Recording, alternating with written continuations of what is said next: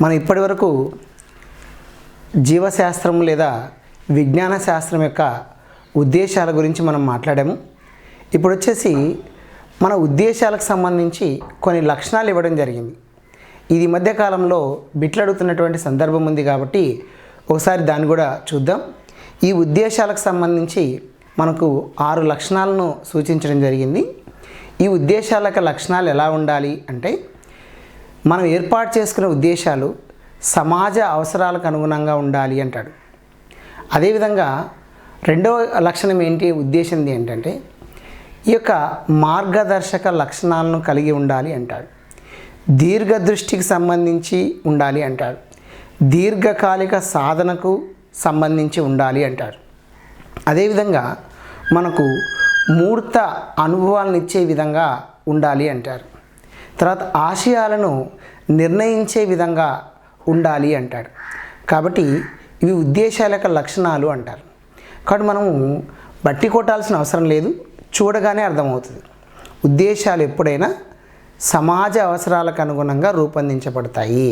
ఎందుకంటే ఇవి సమాజంలో ఉండే అంశాల ఆధారంగా, సమాజంలో ఏర్పడినటువంటి కొత్త కొత్త ఆలోచనలకు అనుగుణంగా ఉద్దేశాలను రూపొందించడం జరుగుతుంది.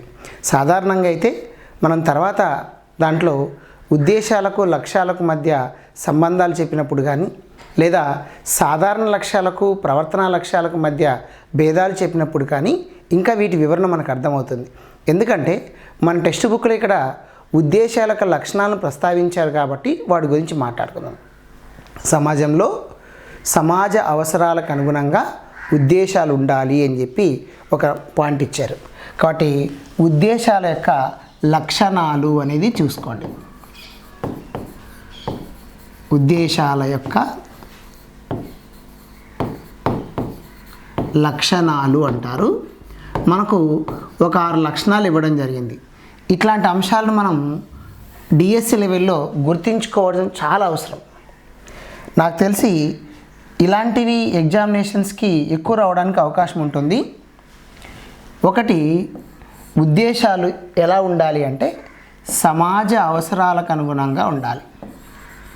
సమాజ అవసరాలకు అనుగుణంగా ఉండాలి. సమాజ అవసరాలకు అనుగుణంగా ఉద్దేశాలు ఉండాలి. అనుగుణంగా ఉద్దేశాలు ఉండాలి అంటే, ఎందుకంటే ఉద్దేశాలు సమాజం నుండి మనకు ఉద్భవిస్తాయి కాబట్టి దానికి అనుగుణంగా ఉండాలి. 2, మార్గదర్శక లక్షణాలు కలిగి ఉండాలి. మార్గదర్శక లక్షణాలను కలిగి ఉండాలి. మార్గదర్శక లక్షణాలను కలిగి ఉండాలి అంటే దీని అర్థం చూడండి, గమ్యాల నుండి ఉద్దేశాలు వస్తాయి, ఉద్దేశాల నుండి లక్ష్యాలు వస్తాయి, లక్ష్యాల నుండి మనకు స్పష్టీకరణ రావడం జరుగుతుంది. అంటే ఉద్దేశము అనేటువంటి ఎప్పుడైతే మనం ఏర్పాటు చేసుకుంటామో దాన్ని సాధించడం కొరకు లక్ష్యాలను స్పష్టీకరణను మనం ఏర్పాటు చేసుకుంటాం. ఒకవేళ ఉద్దేశాలే మనకు లేకపోతే ఆటోమేటిక్గా మన లక్ష్యాలు ఏర్పాటు చేసుకోవడానికి కానీ స్పష్టీకరణలు ఏర్పాటు చేసుకోవడానికి కానీ అవకాశం ఉండదు. అంటే మన బోధనా విధానానికి కానీ విద్యా విధానానికి కానీ మార్గదర్శకాలు ఏవి అంటే ఉద్దేశాలు అంటారు. కాబట్టి ఉద్దేశాలు మార్గదర్శక లక్షణాలను కలిగి ఉండాలి. అవి ఏమి చేయవు, ఓన్లీ మార్గదర్శకాలుగా మాత్రమే ఉంటాయి. కానీ చేయాల్సిందేవి లక్ష్యాలు, స్పష్టీకరణలు దాని అర్థం. తర్వాత దీర్ఘ దృష్టిని కలిగి ఉండాలి. దీర్ఘ దృష్టిని కలిగి ఉండాలి. దీర్ఘ దృష్టిని కలిగి ఉండాలి అంటే ఉద్దేశాలు ఎప్పుడైనా భవిష్యత్తులో సాధించేవి, చాలా కాలం పట్టేవని ఇంతకుముందు చెప్పుకున్నాం. కాబట్టి దీర్ఘ దృష్టిని కలిగి ఉండాలి. శాస్త్రీయ దృక్పథాన్ని అలవర్చడం అనేది ఒక ఉద్దేశం. శాస్త్రీయ వైఖరిని పెంపొందించడం అనేది ఒక ఉద్దేశం. ప్రపంచ శాంతిని ఏర్పాటు చేయడం అనేది ఒక ఉద్దేశం. ఇవన్నీ కూడా స్వల్పకాలంలో జరిగేటువంటివి కాదు, దీర్ఘకాలంలో జరిగేవి. కాబట్టి దీర్ఘ దృష్టిని కలిగి ఉండాలి ఉద్దేశాలు అనేటువంటివి. తర్వాత దీర్ఘకాలిక సాధనకు సంబంధించి ఉండాలి. దీర్ఘకాలిక సాధనకు సంబంధించినదై ఉండాలి. అంటే దీర్ఘకాలిక సాధన కంటే ఏమి, తక్కువ కాలంలో సాధించేవిగా ఉండకూడదు. ఇవి ఖచ్చితంగా ఎక్కువ కాలం పడతాయి.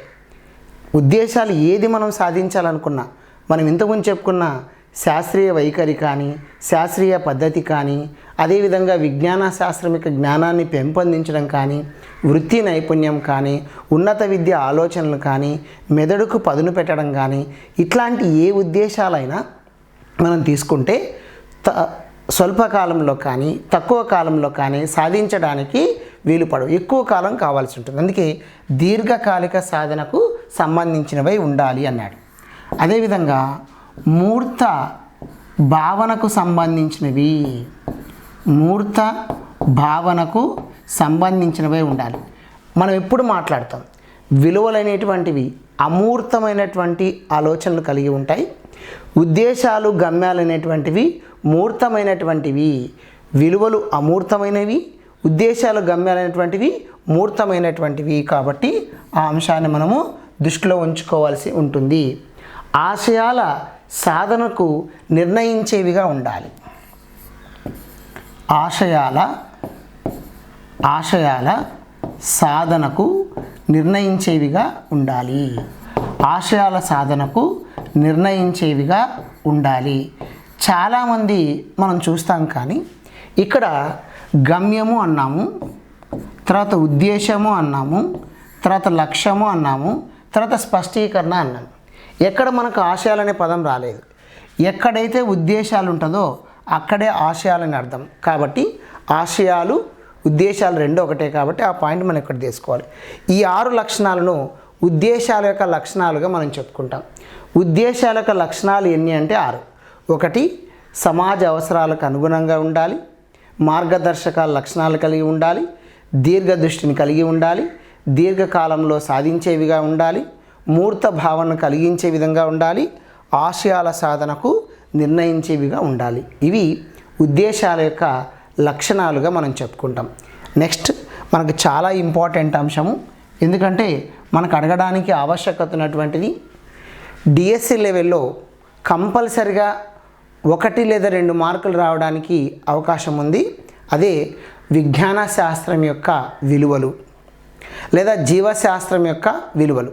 మీకు ఇంతకుముందే చెప్పాను ఏంటి, ఈ ఉద్దేశాలను గమ్యాలను మనం ఎప్పుడైతే నెరవేరుస్తామో ఆటోమేటిక్గా మనకు విలువలు అనేది మనము ఏర్పాటు చేయడం జరుగుతుంది, విలువలను మనము పెంపొందించుకోవడం జరుగుతుంది అని చెప్పేసి చెప్పాం. అంటే ఈ గమ్యాలను కానీ ఈ ఉద్దేశాలను కానీ మనం ఎలా సాధించడం జరుగుతుంది అంటామంటే, విజ్ఞాన శాస్త్రాన్ని మనం బోధన చేయడం వల్ల ఈ గమ్యాలను సాధిస్తాము, మరి ఉద్దేశాలను సాధిస్తాం. ఎప్పుడైతే ఈ గమ్యాలను ఉద్దేశాలు సాధిస్తామో ఆటోమేటిక్గా మనం విలువలను చేరుకోవడం జరుగుతుంది, విలువలను సాధించడం జరుగుతుంది. కాబట్టి ఉద్దేశాలు గమ్యాలు అనేటువంటివి మూర్తమైనటువంటివి, అదేవిధంగా విలువలు అనేటువంటివి అమూర్తమైనటువంటివి. అంటే మూర్తము నుంచి మనం అమూర్తంకు వెళ్తున్నామనే అంశాన్ని గుర్తుపెట్టుకోవాలి. విజ్ఞాన శాస్త్ర బోధన చేయడం వల్ల మూర్త అంశాలను దృష్టిలో ఉంచుకొని అమూర్త అంశాలకు వెళ్ళడము జరుగుతుంది. ఇది మనం బాగా దృష్టిలో ఉంచుకోవాలి. ఎగ్జామినరు ఎలాంటి ప్రశ్న అడుగుతాడు అనే దాన్ని మనం ప్రీవియస్ పేపర్ని అనలైజ్ చేసినప్పుడు మాత్రమే మనకు అర్థమవుతుంది. కాబట్టి ఈ అంశాన్ని బాగా గుర్తుపెట్టుకుందాం. ఇందాక మనం చెప్పుకున్నాం ఆల్రెడీ, మరొకసారి మాట్లాడుకుంటాను. విలువలు అంటే వాల్యూస్ అనేటువంటివి ఒకప్పుడు మనకు బోధన చేయాల్సిన అవసరం ఉండేటువంటిది కాదు. కానీ ప్రస్తుతం ఉన్నటువంటి ఆధునిక నాగరికత వల్ల కానీ పఠనీకరణ వల్ల కానీ విలువలు అనేటువంటివి పెంపొందించాల్సిన బాధ్యత ఏర్పడింది. ఒకప్పుడు విలువలను పెంపొందించాల్సిన బాధ్యత లేదు. ఎందుకంటే గ్రామీణ ప్రాంతాలలో ఉమ్మడి కుటుంబాలు ఉన్నప్పుడు పిల్లలకు విలువలు నేర్పించేవాళ్ళు. సపరేట్గా ఆ యొక్క వాళ్ళ జీవన విధానంలోనే విలువలు ఇమిడి ఉండేటువంటివి. సపరేట్గా నేర్చుకోవాలనేటువంటి ఆలోచన ఉండేది కాదు. ఎప్పుడైతే ఈ పఠనీకరణ నగరీకరణ రావడం జరిగిందో విలువలు తగ్గిపోవడం జరిగింది. అందుకే విలువలను పెంపొందించాల్సిన బాధ్యతను, గురుతర బాధ్యతను పాఠశాలకు అప్పగించారు, మరియు కుటుంబానికి కూడా అప్పగించడం జరిగింది. అధిక బాధ్యతగా పాఠశాల అయితే ఎక్కువ సమయం గడుపుతారు కాబట్టి వాళ్ళకు అందించాలని చెప్పేసి విలువలు పెంపొందించేటువంటి బాధ్యత ఇచ్చారు. ఈ విలువ అనేటువంటి అంశం తీసుకున్నప్పుడు తత్వశాస్త్రం ప్రకారం విలువలు ఆలోచనకు సంబంధించినవి అంటారు. తత్వశాస్త్రం ప్రకారం విలువలు ఆలోచనకు సంబంధించినవి అని చెప్పడం జరుగుతుంది. మరి ఈ విలువలకు సంబంధించి ఒక నిర్వచనం ఆల్రెడీ చెప్పాం, మరొకసారి నేను డిస్కస్ చేస్తాను. ఒక వ్యక్తి పట్ల కానీ, ఒక సంఘటన పట్ల కానీ, ఒక విషయం పట్ల కానీ, ఒక దృగ్విషయం పట్ల కానీ మనము ఉండే దృఢమైన నమ్మకాన్ని, అదేవిధంగా మనకు యోగ్యతను, ప్రమాణాన్ని నిర్ణయించేదే విలువ అంటారు. కాబట్టి యోగ్యతను తెలియచేస్తుంది, దృఢమైన నమ్మకాన్ని తెలియచేస్తుంది, ప్రమాణాన్ని తెలియచేస్తుంది విలువలు ప్రదర్శించబడతాయి. గుర్తుపెట్టుకోండి, విలువలు ఏం చేయబడతాయి? ప్రదర్శించబడతాయి అని చెప్పేసి మనం గుర్తుంచుకోవాలి. ఎగ్జామినేషన్ పాయింట్ ఆఫ్ వ్యూలో ఈ పాయింట్ మనకు అర్థమవుతుంది. ఉపాధ్యాయుడు బోధన చేస్తున్నప్పుడు విజ్ఞాన శాస్త్ర స్వభావంలోనే విలువలు ఇమిడి ఉంటాయి. విజ్ఞాన శాస్త్ర స్వభావంలో విలువలు ఇమిడి ఉంటాయి. ఆ విజ్ఞాన శాస్త్ర స్వభావాన్ని, విజ్ఞాన శాస్త్ర బోధన మనం చేసినప్పుడు విద్యార్థులకు తెలియకుండానే విలువలు అనేటువంటివి వాళ్ళకు చేరుతాయి. ఆ విలువలు చేరేటప్పుడు మనకు ఎలా తెలుస్తుంది అంటే వాళ్ళ విద్యార్థి ప్రవర్తనలో మార్పు వచ్చినప్పుడు తెలుస్తుంది. మరి విద్యార్థి ప్రవర్తనలో మూర్తిమత్వ వికాసం పొందినప్పుడు మనకు విలువలు ఏర్పడ్డాయనే విషయాన్ని తెలుస్తుంది. కాబట్టి ఇలాంటి విలువలు విజ్ఞాన శాస్త్రంలో కొన్ని విలువలు మనకు పొందుపరచబడ్డాయి. ఆ విలువలు ఏంటో ఒకసారి చూద్దాం. ఒకటి, బౌద్ధిక విలువ. విజ్ఞాన శాస్త్రం యొక్క విలువలు అంటారు. బౌద్ధిక విలువ,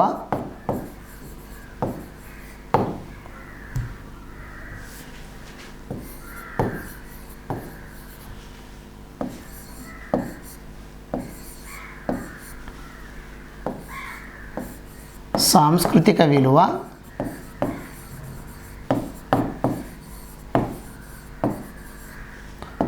ఉపయోగిత విలువ,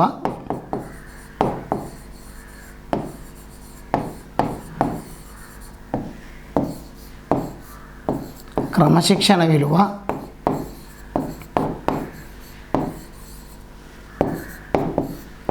నైతిక విలువ,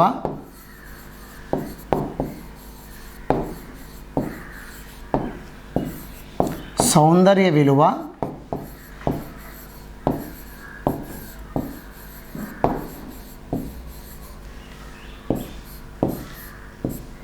విరామ సమయాన్ని సద్వినియోగం చేసుకునే విలువ,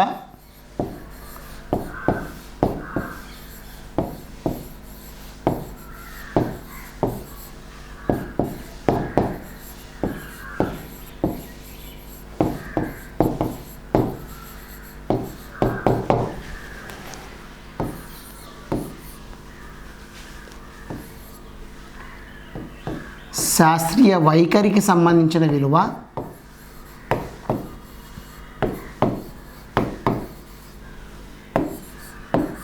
శాస్త్రీయ పద్ధతికి సంబంధించిన విలువ,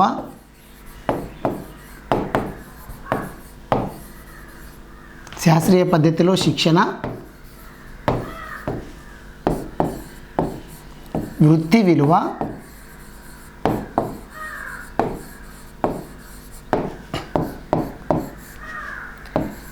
జీవిత ఉపయోగిత విలువ లేదా ఉన్నత జీవితానికి సంబంధించినటువంటిది, ఉన్నత జీవితానికి సంబంధించిన విలువ, వివరణాత్మక విలువ,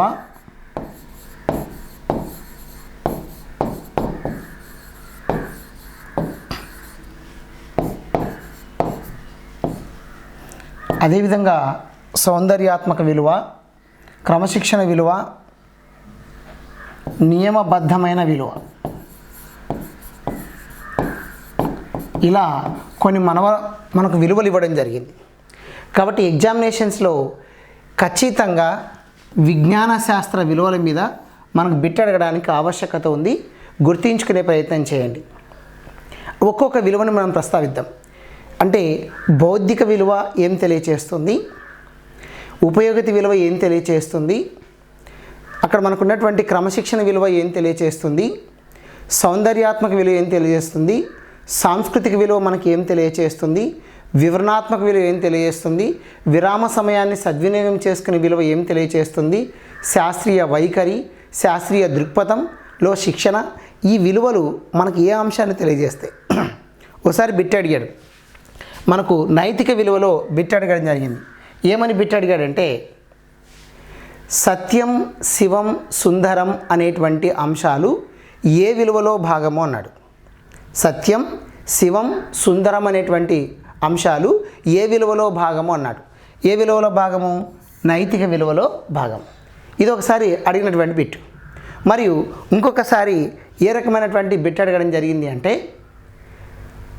ఐన్స్టీన్ ప్రకారము ప్రకృతిలోని అంశాలు ముందుగానే సమన్వయము పొందినవిగా, సమన్వయంతో పొదిగినవిగా ఉన్నాయి అన్నాడు.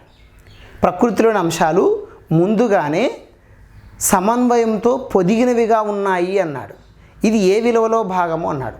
అది సౌందర్యాత్మక విలువలో భాగం. అది సౌందర్యాత్మక విలువలో భాగం. ఇంకొకసారి ఏమైనా బిట్ అడిగాడంటే, రీసెంట్గా మనకు తెలంగాణ ఎగ్జామినేషన్స్లో జరిగినప్పుడు డిఎస్సిలో ఒక బిట్ అడగడం జరిగింది. ఒక ఎగ్జాంపుల్ ఇచ్చాడు. ఏమని ఇచ్చాడు? చిక్కుడు అనేటువంటి గింజ నియంత్రిత పరిస్థితుల్లో అది ఏ రకంగా పెరుగుతుంది, ఏ రకంగా పెంచబడుతుంది, దానికి కావలసినటువంటి పరిస్థితులు ఏంటి, అది పెరగడానికి కారణం ఏంటి అనే అంశము ఏ విలువలో భాగంగా ఉంటుంది అని అడిగాడు.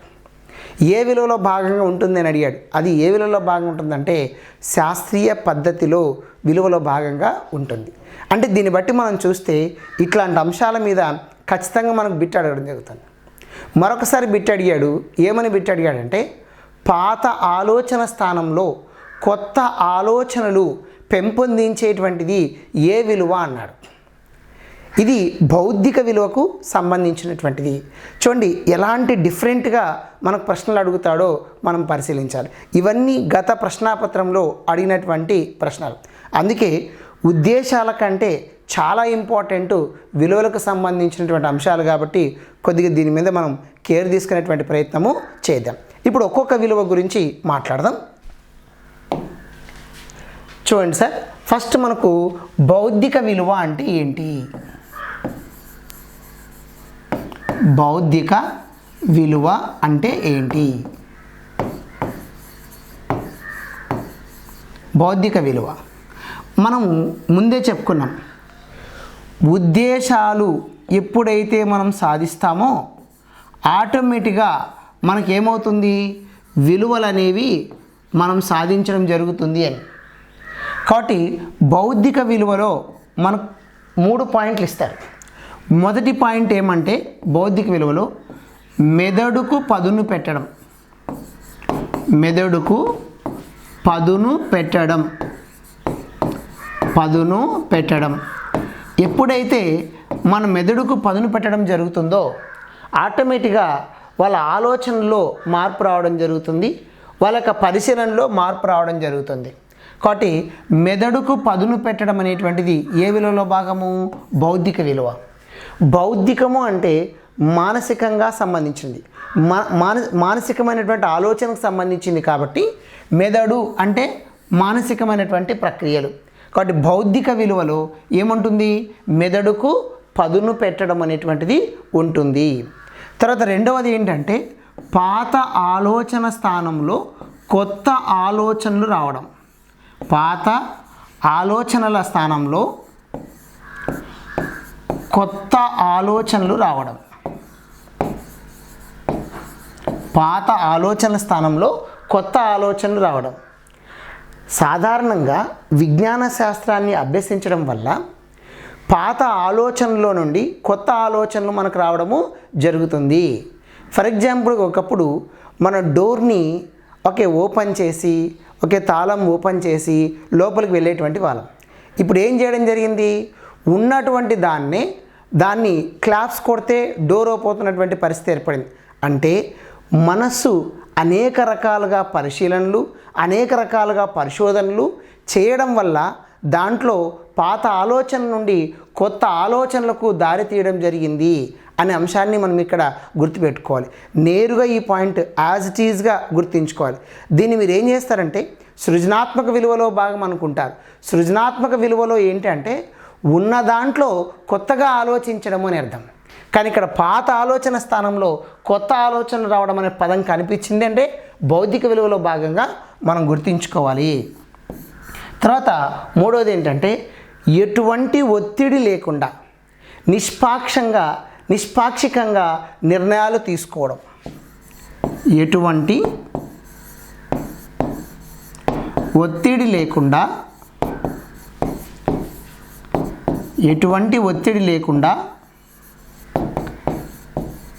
నిష్పాక్షికంగా నిర్ణయాలు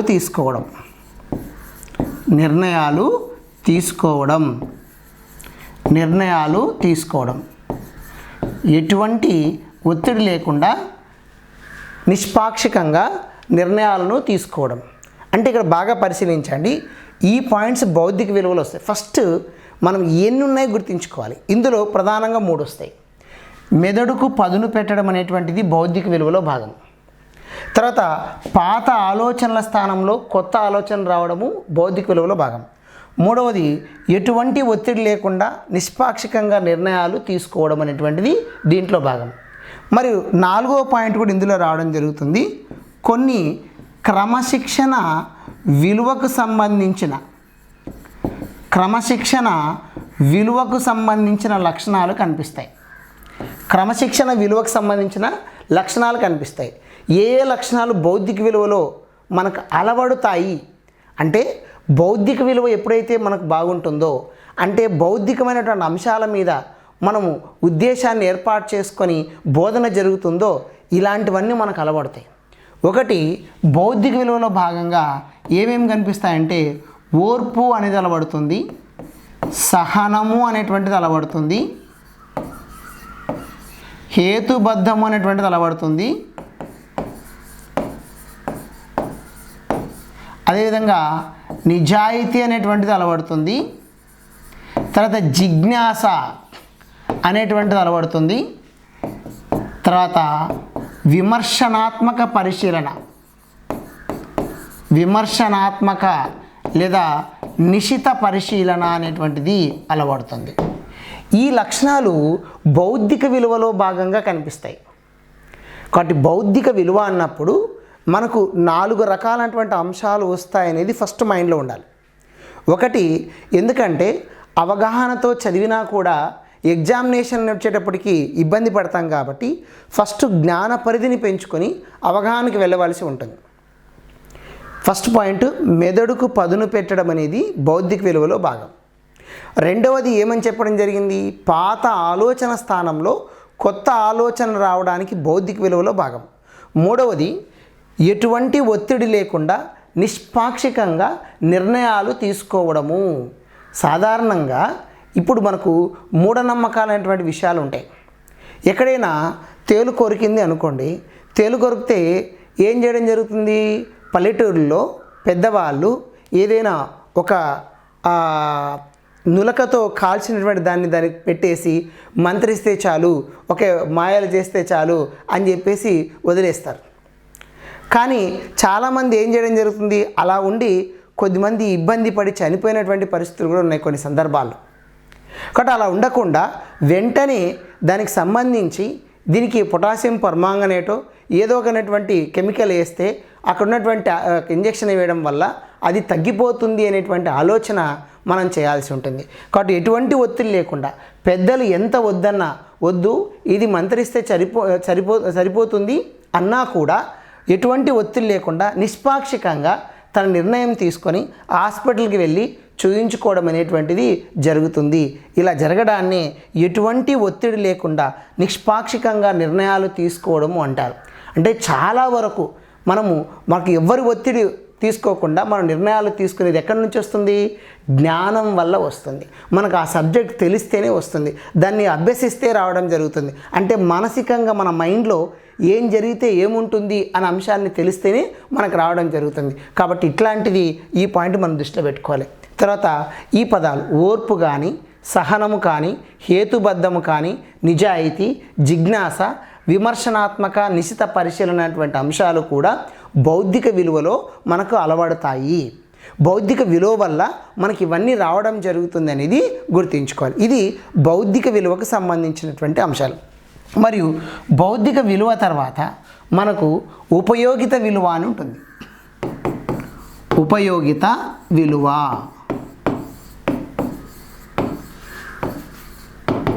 ఉపయోగిత విలువ అంటే దీన్ని యూటిలిటీ వాల్యూ అంటారు.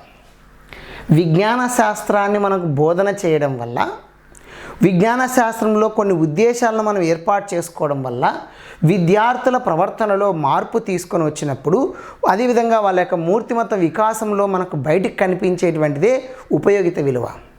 ఈ ఉపయోగిత విలువలో మనకు ఫస్ట్ పాయింట్ ఏమిచ్చాడంటే, పుట్టినప్పటి నుండి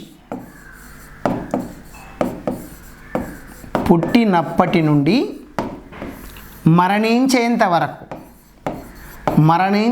వరకు మనకు విజ్ఞాన శాస్త్రం యొక్క అంశాలు దోహదపడతాయి. విజ్ఞాన శాస్త్రంలో నేర్చుకున్నటువంటి అంశాలు మనకు ఉపయోగపడతాయి అని చెప్పి మనకు పాయింట్ ఇవ్వడం. పుట్టినప్పటి నుంచి మరణించేంత వరకు ప్రతి చోట విజ్ఞాన శాస్త్రం ద్వారా నేర్చుకున్న అంశాలు మనకు ఉపయోగపడతాయి అని చెప్పేసి ఇవ్వడం జరిగింది. అందులో మనకు పరిశుభ్రత అనేటువంటిది ఈ యొక్క ఉపయోగిత విలువలోనే, పరిశుభ్రత అనేది ఉపయోగిత విలువలో భాగంగా మనం తెలుసుకున్నాం. ఎందుకంటే పరిశుభ్రత ఎలా ఉండాలి, ఏ రకంగా ఉండాలి, హ్యాండ్ వాష్ చేసుకోవాలి, ఎలా చేసుకోవాలి అనేటువంటిది పరిశుభ్రత మనకు నేర్పింది. అనేక సూక్ష్మ క్రిములు ఉంటాయి, అనేక రకమైనటువంటి జీవులు మనకు హాని చేయడం జరుగుతుంది. కాబట్టి పరిశుభ్రంగా ఉంటే మనకు ఎటువంటి హాని జరగదనేది మనకు తెలియచేయడం జరుగుతుంది. అదేవిధంగా మనకు పరిశుభ్రతతో పాటుగా ప్రకృతికి సంబంధించినటువంటి నియమాలను కూడా తెలియచేయడం జరుగుతుంది. ప్రకృతి నియమాలను కూడా మనకు తెలియచేస్తుంది. ప్రకృతి నియమాలు ఉన్నాయి. ప్రకృతిలో ఎప్పుడు జరుగుతుంది, ఏ కాలంలో ఎలా ఉండాలి, ఏ కాలంలో మనం ఎలాంటి డ్రెస్సులు వేసుకోవాలి, ఎలాంటి యొక్క ఆహార పదార్థాలు తీసుకోవాలి అనేది కూడా మనకు ఉపయోగిత విలువలో భాగంగా విజ్ఞాన శాస్త్రం మనకు తెలియచేయడం జరిగింది. ఒక ఎండాకాలంలో ఎలా ఉండాలి, శీతాకాలంలో ఎలా ఉండాలి, అదేవిధంగా మనకు వర్షాకాలంలో ఎలా ఉండాలి, కొన్ని టండ్రా ప్రాంతాల్లో ఎలా ఉండాలి, తర్వాత మనకు ఎడారి ప్రాంతాలు ఎలా ఉండాలి అనేటువంటి అంశాలు, ప్రకృతి నియమాలను కూడా మనం తెలుసుకోవాల్సి ఉంటుంది. ఆ తర్వాత మనకు ప్రకృతిలో ఉన్న సమన్వయాన్ని కూడా తెలుసుకుంటాము. ప్రకృతిలో ఉన్న సమన్వయాన్ని కూడా తెలుసుకోవడం జరుగుతుంది. ప్రకృతిలో ఉన్న సమన్వయాన్ని తెలుసుకుంటాము. మరియు సహజ వనరులను కూడా తెలుసుకుంటాము. సహజ వనరులను మనకు తెలుసుకోవడం జరుగుతుంది. ఆహారపు అలవాట్లు కూడా మనకు తెలుసుకుంటాం. అంటే పరిశుభ్రతను తెలుసుకుంటాము, ప్రకృతి నియమాలను తెలుసుకుంటాము, ప్రకృతి సమన్వయాన్ని, సహజ వనరులను కూడా తెలుసుకుంటాం. అంటే మనకు సహజ వనరులు ఉన్నాయి, గాలి, నీరు, అదేవిధంగా వాయువు, అదేవిధంగా మనకు అంతరించిపోయేటువంటి వనరులు, అంతరించిపోయినటువంటి వనరులు, ఇలాంటి వనరుల ద్వారా మనం ఎలా ఉపయోగించుకోవచ్చు. జల విద్యుత్ శక్తి అణు విద్యుత్ శక్తి జరుగుతుంది, అదేవిధంగా మనకు వాయుశక్తి జరుగుతుంది. తర్వాత సోలార్ ప్యానెళ్ల ద్వారా మనం ఉపయోగించుకోవచ్చు, ఎటువంటి హాని కలగకుండా ఉండవచ్చు అనేటువంటిది సహజ వనరులను ఉపయోగించుకొని మనకు ఉపయోగిత విలువ తెలియచేయడం జరుగుతుంది. కాబట్టి ఉపయోగిత విలువలో ఈ పాయింట్స్ మనకు ఇవ్వడం జరిగింది. కాబట్టి యాజ్ ఈజ్గా గుర్తుపెట్టుకోండి. పరిశుభ్రత మనకు ఉపయోగపడుతుంది, ప్రకృతి నియమాలు ఉపయోగపడతాయి, అదేవిధంగా సమన్వయము, సహజ వనరులు, ఆహారపు అలవాట్లు అనేటువంటివి కూడా మనకు దీంట్లో తెలియచేయడం జరిగింది. తర్వాత ఇందులో మరొక అంశం ఏంటంటే, విజ్ఞాన శాస్త్రాన్ని మనం అభ్యసించడం వల్ల శరీర ధర్మ ప్రక్రియలను తెలుసుకుంటాం. శరీరంలో ఎలాంటి రోగాలు రావడం జరుగుతుంది, వాటికి ఎలాంటి ట్రీట్మెంట్స్ ఇవ్వాల్సి ఉంటుంది అంటే పూర్తిగా మానవుని యొక్క ఆరోగ్యానికి సంబంధించిన అంశాలన్నీ కూడా మనం తెలుసుకుంటాము. శరీర భాగాలకు సంబంధించినటువంటి మనకు వచ్చేటువంటి రోగాలను తెలుసుకోవడం జరుగుతుంది. తర్వాత మనకి ఇంకా ఇంపార్టెంట్ ఏమంటే హైబ్రిడేషన్ సంబంధించినటువంటి అంశాన్ని తీసుకొని ఏం చేయడం జరుగుతుంది, మొక్కలు తక్కువ సమయంలో ఎక్కువ ఉత్పత్తి కావడానికి అవకాశం ఉంటుంది. మొక్కలను పెంచేటువంటి విధానం కావచ్చు, అదేవిధంగా ఒక దిగుబడి పెంచడం కావచ్చు. మనం పరిశీలిస్తే శ్రీవరి సాగు ద్వారా దాదాపుగా ఒక ఎకరాకు 100 బస్తాలు పండించడం జరుగుతుంది. హైబ్రిడేషన్ కృత్రిమ వంగడాలను సృష్టించడం జరుగుతుంది. అదేవిధంగా తక్కువ ఎత్తులోనే మనకు ఎక్కువగా పంటలు రావడం జరుగుతుంది. హరిత విప్లవం అనేటువంటి విధానాన్ని తీసుకొచ్చి ఈ యూరియా అనేటువంటి ఎరువులు వాడి తక్కువ సమయంలో తక్కువ ఎత్తులో ఒక దిగుబడి పెంచడానికి ఆవశ్యకత కల్పించడం జరిగింది. తర్వాత వచ్చేసి మనం నేర్చుకున్న జ్ఞానాన్ని అనేక ప్రాంతాల్లో ఉపయోగించడం జరుగుతుంది. జ్ఞానాన్ని ఉపయోగించడం జరుగుతుంది. ఈ అంశాలు ఉపయోగిత విలువలో మనకు ప్రస్తావించారు. కాబట్టి ఉపయోగిత విలువలో ఏ అంశాలు ప్రస్తావించారు